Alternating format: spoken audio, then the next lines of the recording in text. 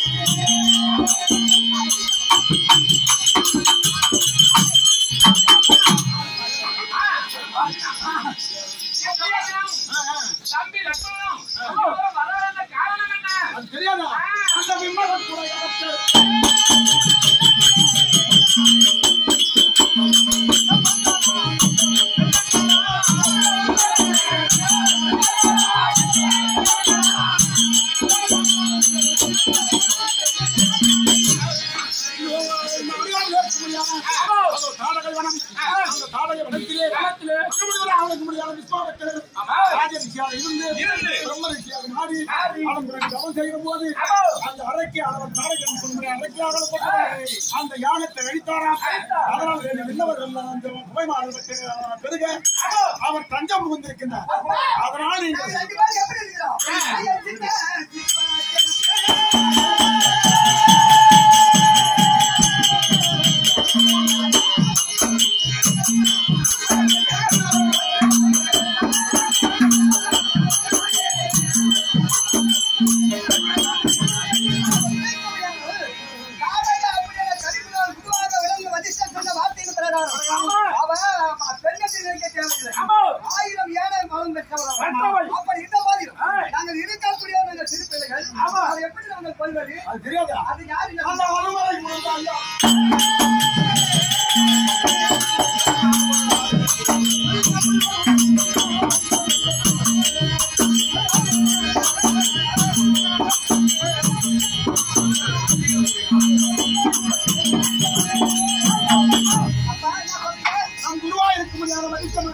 கேட்கிற போது அவருடைய விருத்தாந்தத்தை பார்த்து உங்களுக்கு பேரும் புகழ் வரப்போகிறது.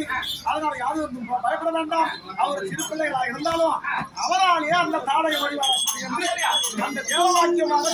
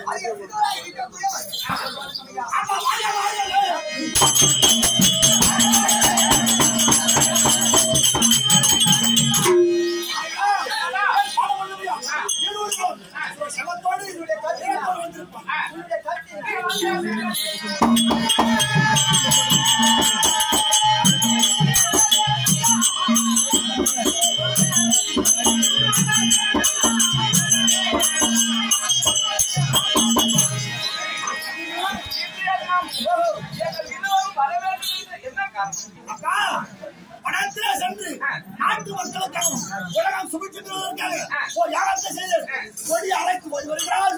சிறுவர் கழிக்கிறார். எங்களை போல் தமிழ் எல்லாம் கொண்டு பிசிக்கிறார். யாகத்தை அழித்து விடுகிறார். அழ வேண்டி இந்த யாகத்திற்கு நீங்கள் இருவரும் காவலாக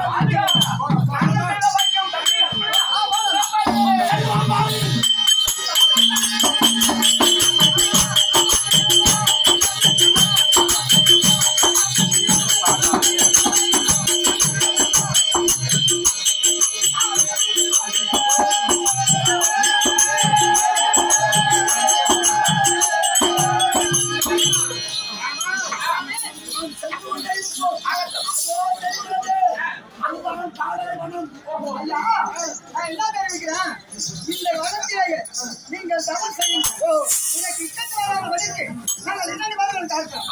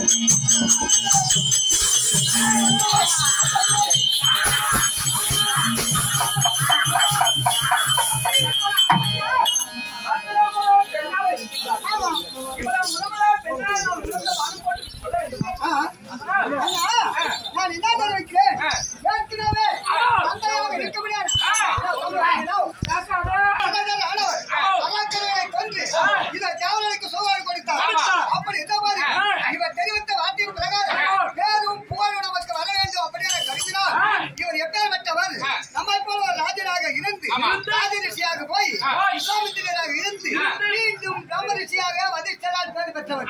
இவரால் நமக்கு ஆபத்து வரக்கூடாது. அந்த காரையால் ஆபத்து வரக்கூடாது. இது பெண்ணை நினைக்காது. இவர் ஆயுதம் ஏழவள தக்கவன். சொல்ல அதையால பார்த்துக்கலாம்.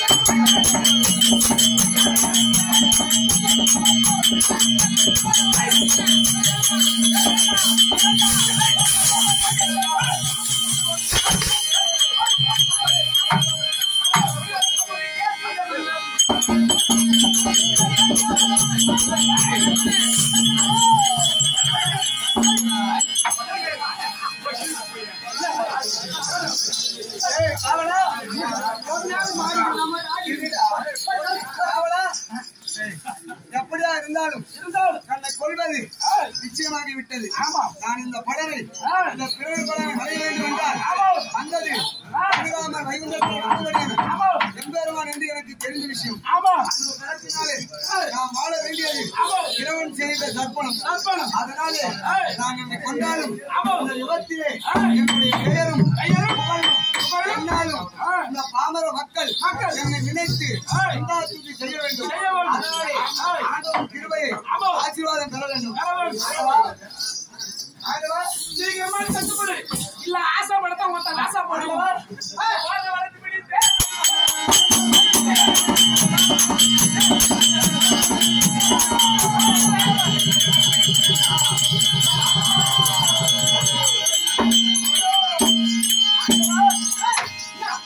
நான் இருக்கின்ற தருணம் எப்படியாவது இந்த பாமர மக்கள் அனைவரும் என்னை எப்பொழுதும் துதி செய்ய வேண்டும்.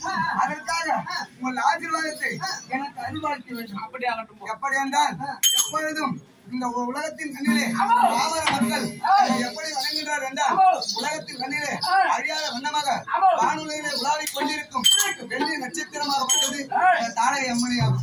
அதனால்தான் எப்பொழுதும் வெள்ளி முளைத்தது இப்படி என்று எல்லாரும் கொண்டாடுகிறார் என்றால் அது தாடகை அம்மனாக இருக்கும். அது ராமதானம் கொடுத்த வரம் அப்படியே ஒரு செய்து வருகிறது.